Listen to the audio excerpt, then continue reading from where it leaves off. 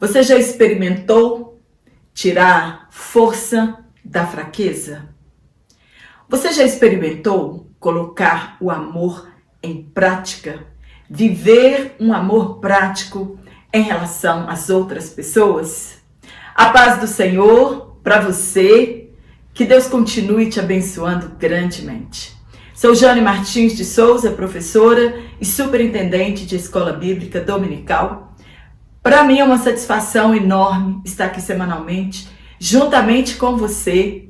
E você que está aqui pela primeira vez, sejam todos bem-vindos. Espero que goste do comentário, que ele possa agregar subsídios para a sua próxima aula na EBD. Não deixe de se inscrever no meu canal, curtir a minha aula, isso é importante, faz com que o meu canal continue crescendo e chegue ao alcance de outras pessoas. E também não esqueça de compartilhar as minhas aulas. Comenta aqui como foi a sua aula de número 3, uma bênção. Aprendemos tanto com Noemi, aprendemos tanto com Ruth, aprendemos tanto com Boaz sobre bondade, ternura, generosidade. Aprendemos sobre sensibilidade das mulheres, falamos sobre o amor prático, falamos sobre tirar força da fraqueza. Vou deixar um card aqui, se você não assistiu a aula de número 3, assista e acompanhe esse enredo maravilhoso, onde nós podemos ver e perceber as mãos de Deus conduzindo a história de Ruth e também, com certeza, conduzindo a sua história. Hoje, na lição de número 4, vamos falar sobre o encontro de Ruth e Boaz. Os textos que foram tomados por base para estudarmos e aprendermos mais da palavra de Deus é Ruth capítulo 2, verso 1 a 4 e também os versículos 11, 12 e 14. Contaremos nesta aula o início de uma história de um grande amor, de um verdadeiro amor, de humildade e de proteção e de bondade. Boaz, nós já sabemos, ele é um arquétipo de Cristo e Ruth da igreja. Cada um de nós temos uma história de amor quando nos encontramos com Cristo, ou melhor, quando Ele nos encontrou, pois foi Ele que nos amou primeiro. Nos viu, nos escolheu e nos chamou para estarmos com Ele para sempre. Podemos perceber a bondade de Deus ao nos escolher, pois não merecíamos, estávamos afastados da comunidade de Israel, mas mesmo assim Ele nos elegeu e somos hoje um único povo, a igreja. Qual a esperança que Ruth possuía? Ela não pertencia à comunidade de Israel, era moabita, um povo inimigo dos judeus, pobre e viúva. Porém, uma jovem senhora que abraçou a fé de sua sogra e tomou a decisão de estar debaixo das asas do Altíssimo. Deus pode fazer maravilhas na vida daquele que crê, de quem tem fé e confia que sob a sombra do Onipotente podemos descansar. Ruth humilhou-se e somente os que se humilham serão exaltados por Deus. Muitas vezes nós vemos as pessoas ensinarem essa passagem bíblica errada, dizendo que os humilhados serão exaltados. Na verdade, é os que se humilham são exaltados por Deus. Quando fomos encontrados por Cristo, como estávamos? Estávamos em uma situação parecida com a de Ruth, porém espiritualmente. Éramos pobres de espírito, de graça, éramos soberbos, orgulhosos, não procurávamos por Deus, presos em nossos pecados, mergulhados na idolatria e longe de Deus. Até que fomos surpreendidos pela vida e atropelados por nossos pecados, frágeis e carentes de proteção e amor. Foi quando Jesus nos encontrou e mudou a minha história e mudou a sua história. Nos humilhamos debaixo de suas potentes mãos e recebemos dele o alimento espiritual, o cuidado, a proteção e a salvação. Ruth teve o encontro da sua vida. Estava na posição certa, fazendo certo, e sua fama correu por toda a cidade. Era uma mulher virtuosa e tinha boa reputação. Devemos saber o que as pessoas dizem a nosso respeito. Já falei sobre isso em uma aula anterior. Você já perguntou ou você sabe o que as pessoas dizem a seu respeito? Talvez você seja a única Bíblia que alguém irá ler. Paulo escreveu que somos uma carta lida. Claro que o que realmente importa é o que Deus pensa a nosso respeito. Mas nosso comportamento, nosso testemunho glorifica a Deus.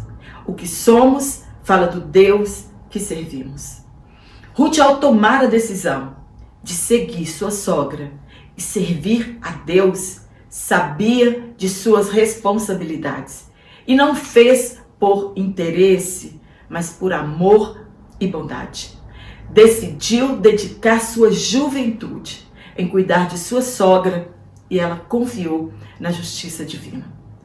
É servir uns aos outros de coração, sem interesse, sem se importar com recompensa, mas com amor fraternal.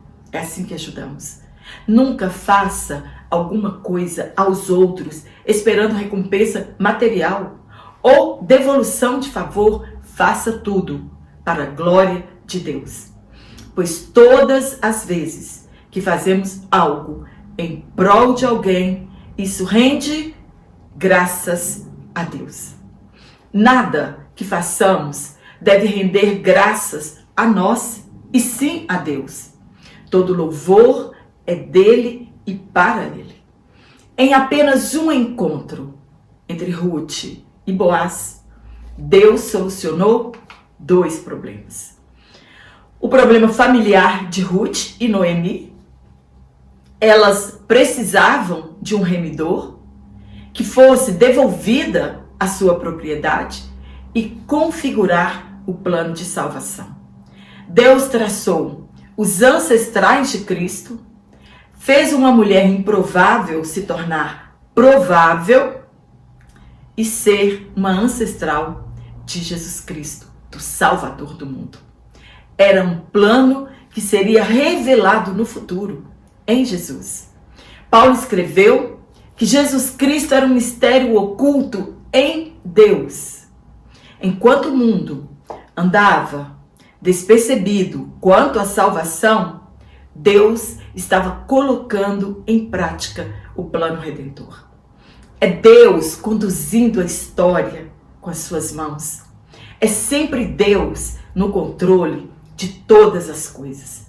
Deus estava no controle da vida de Ruth e também está no controle de nossas vidas. Vivemos algumas situações difíceis, não entendemos, não compreendemos e não sabemos o porquê de todas as coisas, mas devemos ter a certeza que o Deus que controla toda a história também tem o controle de nossas vidas. Ele conduz a história, por mais que o homem tenta mudá-la, Deus é soberano e nada sai do controle divino. Olhando para a sua vida, parece que Deus perdeu o controle e não sabe mais o que fazer. É aí que devemos ter a certeza de que é realmente Deus que está no controle. Noemi deve ter pensado o mesmo. Deus me abandonou e não tem mais jeito para a minha vida.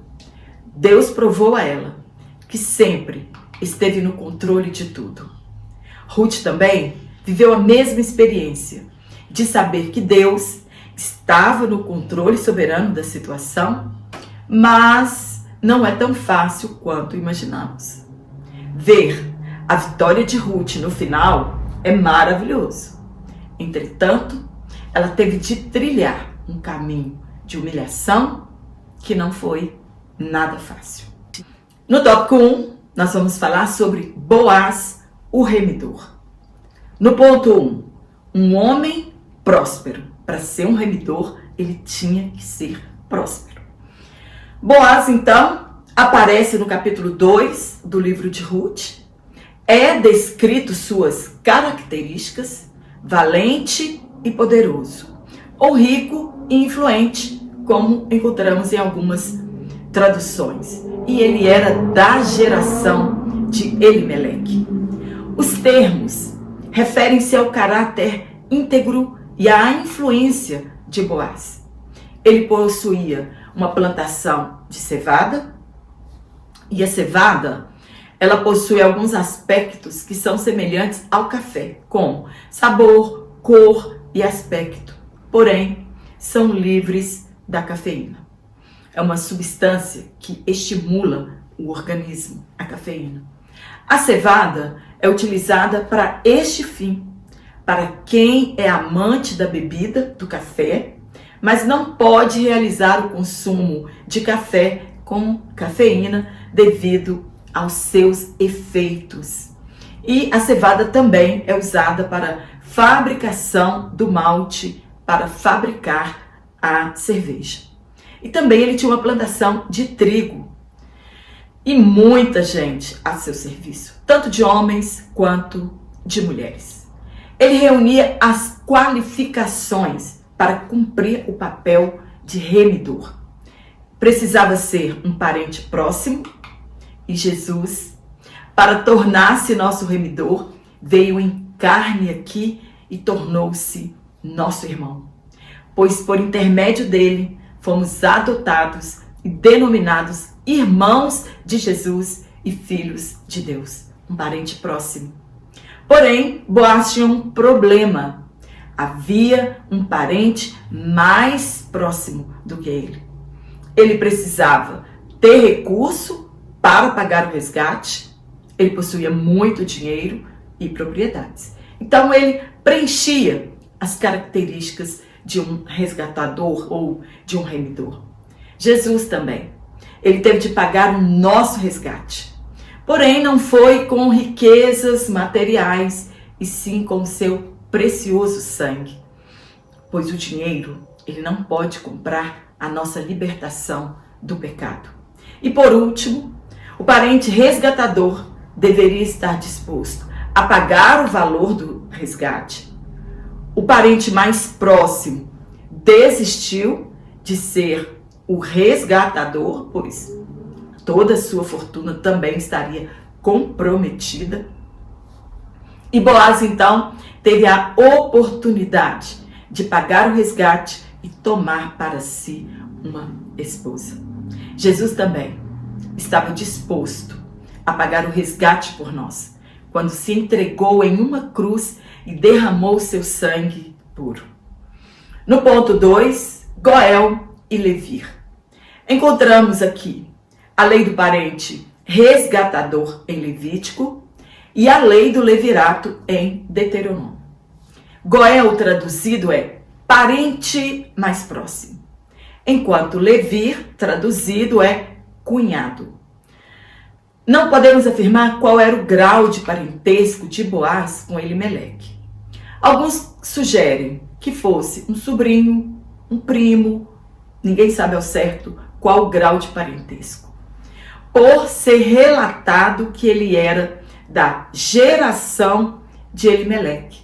Também uma geração ela pode ser de 30 anos, mas ela também pode ser de 120 anos. Depende do contexto que se trata de geração. Quando acontecia o resgate de bens? Quando uma pessoa ficava pobre e penhorava ou vendia suas terras, o parente mais próximo tinha o dever de comprar as terras de volta e restituir ao verdadeiro dono. Ou, se um hebreu fosse comprado como escravo por um estrangeiro, um parente tinha o dever de resgatá-lo. A lei do levirato previa que o cunhado teria de tomar a viúva de seu irmão e dar o nome dele ao primeiro filho para continuar a sua descendência. O resgatador poderia cumprir o costume antigo do casamento, conhecido como casamentos arranjados. Por exemplo, Agar arrumou uma esposa egípcia para Ismael, casamento arranjado. Judá teve 3 filhos e arranjou um casamento para seu filho mais velho, com Tamar. Ele faleceu, foi dada ao seu outro filho, Onã, que não quis cumprir a lei do levirato e por isso Deus o matou. Não foi agradável aos olhos de Deus as suas atitudes. E Judá ficou com medo, acreditando que Tamar, ser Tamar, a maldição, e não deu o seu filho mais novo, Selá, a ela. E nós já conhecemos o desenrolar desta história. Os saduceus quiseram também apertar Jesus quanto à lei do levirato e o casamento depois da ressurreição, porque eles não acreditavam em ressurreição, e eles foram silenciados acerca disso. Qualquer parente poderia ser o resgatador, conforme está em Levítico, ou mesmo se a própria pessoa alcançasse riquezas, ela mesma poderia resgatar o seu bem. No ponto 3, temor e respeito. Boaz nos ensina muito acerca de como tratarmos nossos empregados e como isso resulta em respeito dos empregados. E também como os empregados devem tratar com respeito seus patrões. A saudação de Boaz ao chegar em sua propriedade, ela é maravilhosa. Infelizmente, muitos patrões não se relacionam com seus empregados por acreditar em estar em uma posição superior. E não pode se misturar e por isso cria-se um abismo nesse relacionamento. Somos iguais, indiferentemente de nossa posição. O que precisamos entender é o papel de cada um, seus deveres e direitos, e nos respeitarmos mutuamente. A sua saudação demonstra sua fé e temor que possuía em relação a Deus. Ele disse, entre aspas, o Senhor seja convosco. E seus empregados lhe retribuiu aquela bondade e gentileza e responderam, entre aspas, o Senhor te abençoe. Existem patrões que exploram seus empregados e existem empregados que defraudam os seus patrões. No tópico 2, nós vamos falar sobre o carinho de Boaz para com Ruth. Lembrando que eu vou deixar aqui na descrição da minha aula o link do meu WhatsApp, se você quiser receber esse comentário exatamente como eu falo, e também um link da Hotmart que você compra sem burocracia. E você também pode ser um assinante trimestral e com isso você me ajuda no meu canal também. No ponto 1, a pureza não exclui a ternura. Olhando pela história do encontro de Boaz e Ruth, podemos ver a mão de Deus conduzindo a história e mudando vida de pessoas. Talvez por ser um patrão atencioso, pudesse conhecer todos os seus empregados, mas notar a diferença entre um rabiscador, aquelas pessoas que iam ali colher tudo que caía, quando eles estavam colhendo, ou cevada, ou trigo, todo dia mudava de pessoas, eram muitas pessoas ali. E ele notar essa diferença entre um e o outro era quase impossível. Diariamente, pessoas, homens e mulheres, peregrinavam pelos campos para colher os rabiscos e as espigas. Entretanto, quando é projeto de Deus, as circunstâncias mudam.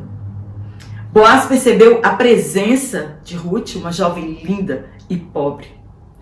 Outro rico, talvez, nem daria importância à sua presença em seus campos. Porém, Deus guiou o olhar de Boaz e pôde perceber a presença dela ali. Podemos chamar isso de amor à primeira vista? Já aconteceu com você? Boaz não é o único. A diferença era um amor guiado por Deus. Como tratava seus empregados com carinho e respeito, tratou a Ruth também, uma estrangeira, pobre e viúva. Uma mulher improvável de casar-se com um homem rico. Informou sobre ela, descobriu que era uma moabita, viúva, nora de Ruth. Não era uma pessoa estranha, até porque sua fama já havia percorrido toda a cidade. Ruth alcançou graça diante dos olhos de Boaz, pois graça é um favor que recebemos sem merecer e não conseguimos por nossos esforços. Ela estava decidida a viver sob a proteção divina. Em meio a tanta apostasia nos dias de Juízes, parecia impossível encontrar alguém fiel às leis de Deus, mas havia Boaz. Assim é a graça de Deus. Foi ele que deu o primeiro passo em nossa direção para nos socorrer. Nós não o conhecíamos e foi Boaz que tomou a iniciativa de ajudar aquela bela moça. E com certeza já havia sido cortejada por outros homens. Ela jamais teria tomado a iniciativa, pois uma mulher e viúva e sem importância não iria iniciar uma conversa com um homem rico, dono de uma seara. Dirigiu-se a ela, teceu os elogios e lhe garantiu carinhosamente que nenhum homem a molestaria no campo. E a aconselhou que ficasse ali, em seu campo mesmo, pois seria tratada com respeito e recebeu o mesmo direito dos trabalhadores de descansar e beber água fresca. Se preocupou com a segurança dela ao proibir que alguém a tocasse. Se assim fez, é porque sabia como eram tratadas as mulheres pobres que respigavam nos campos. Isso é conhecido como assédio moral ou assédio sexual, que são diferentes. Quando falamos de assédio moral, estamos falando de uma coisa, e quando estamos falando de assédio sexual, estamos falando de outra coisa. Veja bem, o Conselho Nacional de Justiça, o CNJ, diz que assédio moral é definido da seguinte forma, entre aspas, toda conduta abusiva, a exemplo de gestos, palavras e atitudes que se repitam de forma sistemática, atingindo a dignidade ou a integridade psíquica ou física de um trabalhador. O assédio sexual no ambiente de trabalho, como a conduta de natureza sexual, manifestada fisicamente, é o que nós estamos vendo por aí, né, acontecendo, por palavras, gestos ou outros meios, propostas ou impostas à pessoa contra a sua vontade, causando-lhe constrangimento e violando sua liberdade sexual. Alguns tipos de assédio sexual no trabalho. Só vou tecer alguns exemplos. O assédio sexual por chantagem. Ocorre quando há a exigência de uma conduta sexual em troca de benefícios ou para evitar prejuízos na relação de trabalho. Então, troca-se uma relação sexual por um cargo, aumento salarial, isso é assédio sexual por chantagem. Também assédio sexual por intimidação ou ambiental. Ela ocorre quando há provocações sexuais inoportunas no ambiente de trabalho, com o objetivo de prejudicar a atuação laboral de uma pessoa ou de criar uma situação ofensiva de intimidação ou humilhação. E isso vale para qualquer área da nossa vida, e não somente no trabalho. Boaz era um cavalheiro, muito educado com todos. Um líder santo não exige que sejamos rudes e descorteses com as pessoas. Santidade e educação andam juntos. Existem maridos que, para manterem sua liderança no lar, eles acreditam que precisam ser rudes com esposa e filhos e perdem a oportunidade de serem gentis e corteses com a sua família. O carinho, o respeito não tira a autoridade do pai ou de um pastor de uma igreja local. Muitos, por acreditarem serem superiores às suas mulheres, as tratam com leviandade, sem nenhuma forma de carinho. Hoje, quase nem presenciamos mais, né? Gentilezas, homem abrindo porta de carro para sua esposa entrar, dando flores, segurando a mão para subir uma escada, para descer uma rampa. Hoje quase a gente não vê esse tipo de gentileza no meio dos casais. Demonstrar afeto não tira nossa autoridade no lar e nem a necessidade de correção quando for necessário. Disciplina com carinho e respeito traz equilíbrio em nosso lar. Jesus, mais puro de todos os homens, ele convivia com todos os tipos de pessoas e havia equilíbrio em sua forma de correção e havia amor pelas pessoas. Ao falar com a mulher samaritana no poço de Jacó, usou palavras apropriadas para lhe dizer que estava em prostituição. E na casa de Levi, ele tratou a todos com respeito. Ele era puro, interagia com todos e ele afirmou que quem necessita de médicos não são os sãos, e sim os doentes. No ponto 2, Deus estava agindo.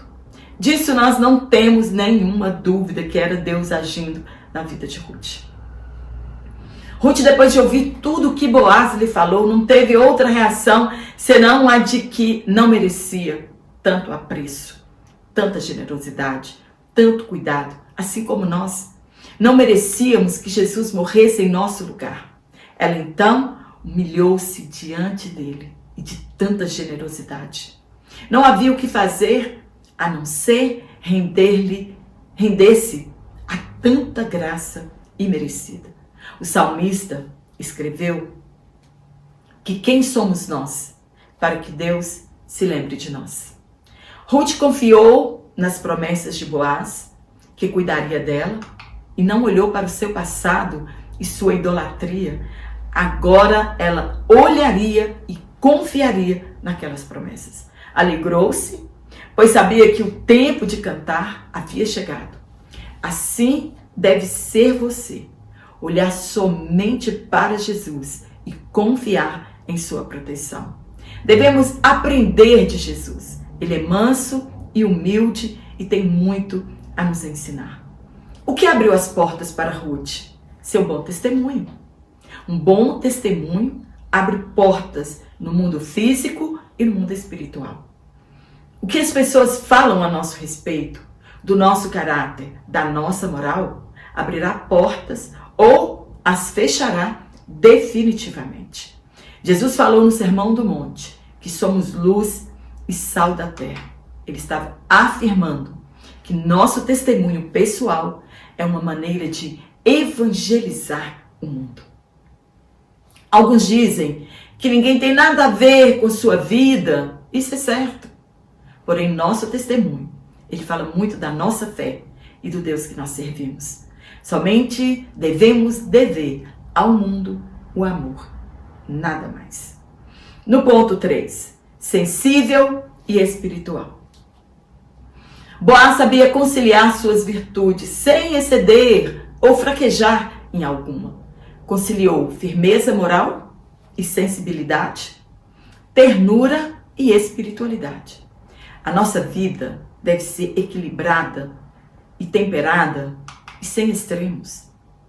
Não admitiria que ela fosse molestada simplesmente por ser pobre, viúva e estrangeira. Todos merecem respeito, independentemente de sua classe e condição social. Se sensibilizou com a força de vontade daquela jovem, coragem, e pediu que lhe dessem mais do que apenas sobrasse para sustento dela e de sua sogra. Houve ternura em suas palavras e cuidado com ela. Em meio a uma geração corrompida, porque nós estamos tratando do contexto, do tempo dos juízes, teve a percepção da espiritualidade da situação. Era Deus cuidando daquela jovem estrangeira, cuja fé a fez vir abrigar-se debaixo da sombra do Onipotente. Percebeu que Deus não faz acepção de pessoas, que não estava limitada a barreiras territoriais e étnicas, que ele é o Deus de todos os povos e não desampara aqueles que nele confiam. Era uma compreensão espiritual. Era isso que Boaz tinha. E nós também precisamos ter. Compreender os planos de Deus na ótica espiritual. Isso vai além da nossa compreensão terrena. Boaz foi usado por Deus para abençoar uma mulher moabita que confiava no Deus dos hebreus. E as palavras de Boaz tocaram profundamente o coração de Ruth e ficou confortada e se sentiu abraçada por Deus. No tópico 3, a colheita de Ruth e sua sobrevivência. Primeiro ponto, a lei da semeadura. Essa lei vale tanto no reino material quanto no espiritual. O agricultor sabe que a semente que for semeada é essa que será colhida. Quem planta trigo, colherá trigo. Quem planta morango, colherá morango. Quem planta milho, colherá milho. A lei da semeadura é a seguinte: uma semente é lançada ao chão e dela brota uma planta que dará frutos em toda a estação. Produz muito mais do que foi plantado. Assim é a lei da semeadura espiritual. Tudo que o homem plantar, certamente colherá. Ninguém zomba de Deus. Quem semeia vento, colherá tempestade. Quem semeia o mal, colherá maldade. Quem semeia pouco, colhe pouco. Ruth, sem interesse, estava semeando na vida de sua sogra, sem barganha. O único sentimento que a movia era o amor, o mesmo amor devotado a Deus e a sua sogra, ainda em Moabe. O mundo tem a ilusão de que vivemos no mundo dos homens, apartados de Deus, e não somos afetados por ele. Isso é incredulidade e antibíblico. Esse mundo aqui é de Deus. Ninguém vive longe de Deus. Esse mundo aqui não é dos homens. É o mundo de Deus que deu aos homens para cuidar. E muitos crentes têm essa mesma visão. Asaf, no seu tempo, ele teve essa percepção. Porque aparentemente tudo dá certo para eles, para o ímpio. Mas somente ele entendeu quando ele entrou no santuário de Deus. O mundo é de Deus. Tudo foi ele quem criou e os homens são despenseiros na terra. Deus está no controle soberano. Isso é uma visão dualista e que afeta a igreja e nada condiz com as escrituras. O que é o dualismo? O dualismo é uma cosmovisão que divide a realidade em dois aspectos distintos: o sagrado e o secular. Há uma separação entre um mundo espiritual bom e um mundo material mau, advinda dos gregos. Isso encontra-se em Platão e Aristóteles, sua maior expressão, que influenciou poderosamente o pensamento cristão. Esta visão grega dual da realidade, ela permanece até hoje, inclusive dentro do evangelicalismo brasileiro. Ela deixou tudo, inclusive seu Deus, Quemos, cuja adoração envolvia sacrifício de crianças. Quando nós lemos Números e Reis, cita o lugar em 1 Reis, cita o lugar em que Salomão construiu altares a esses deuses pagãos, inclusive a Quemos. Ela abraçou a fé em Deus e estava experimentando a mão invisível de Deus agindo graciosamente em seu favor. No ponto 2, os acasos de Deus. Você acredita em coincidência ou acaso divino? Claro que não. Deus não é de acaso, e sim de planos e projetos que nunca falharão. Podemos perceber em toda a Bíblia Sagrada a mão invisível de Jeová Jireh, o Deus que provê, conduzindo a história da humanidade. Foi por acaso que, surpreendentemente, Ruth escolheu os campos de Boaz para rabiscar ou colher espigas? Para ela, ou Boaz for apenas uma casualidade, mas era Deus movendo a história. Às vezes você possa estar vivendo uma situação conflituosa, um vendaval em sua vida, e você fica aí sem entender nada. Pode ser a mão de Deus conduzindo a história de sua vida, fazendo com que os acontecimentos te levem à vitória tão esperada. Deus tem o controle de tudo. Tudo contribui juntamente para o bem daqueles que amam a Deus e são chamados segundo os seus propósitos. Quando voltou para casa e contou a Noemi onde havia trabalhado, ela não escondeu sua alegria. Era a mão de Deus. Jó falou a respeito do homem quando morre e que não há mais solução para ele. Mas enquanto há vida, há esperança. Da mesma forma que há esperança para uma árvore cujas raízes, mesmo secas, que ainda estejam plantadas na terra, já sem troncos e seca, ao sentir o cheiro das águas, torna a brotar e florescer. Assim é a vida daquele que, mesmo em momentos de provações, lutas e angústias, acreditando que não há mais solução para a sua vida, mas suas raízes estão ligadas em Deus, guardando a sua fé, mesmo que pouca, Deus pode trabalhar em sua vida, desde que haja um pouco de fé e reflorescer a sua vida, reflorescer a nossa vida. Deus estava mudando a história de Noemi. Por intermédio da fé de Ruth, chegou a esperança para elas. No ponto 3, o resultado da colheita. Você tem certeza do que plantou, do que semeou ao longo da sua vida, da sua jornada? Algumas semeaduras levam tempo para serem colhidos os frutos e em outros a colheita é muito mais rápida. Os frutos aparecem mais rápidos. A colheita garantia a sobrevivência de ambas. E como foi tratada com ternura naquele campo, ficou ali até o final da colheita, de cevada e de trigo. Entre março e abril, colheu cevada. E entre abril e junho, colheu trigo. Ao concluir a colheita, ela ficou com quem? Com a sua sogra. Ela não imaginava que uma colheita ainda maior estava por vir em tempo oportuno. É Deus trabalhando a nosso favor. Deus trabalha em favor daqueles que nele esperam. Devemos ter sensibilidade espiritual e viver nossa vida cristã, honrando a Deus e esperando que seus propósitos e desígnios se revelem em nossas vidas. Amém? Espero ter te ajudado com este comentário. Que o Espírito Santo continue falando em sua vida, em nossas vidas, por intermédio desse trimestre tão maravilhoso. Vamos sair transformados deste trimestre, com certeza. E eu quero mandar um abraço para você, que está aqui semanalmente, me ajudando, não está me deixando aqui sozinha, falando para os ventos, mas está aqui semanalmente. Muito obrigada.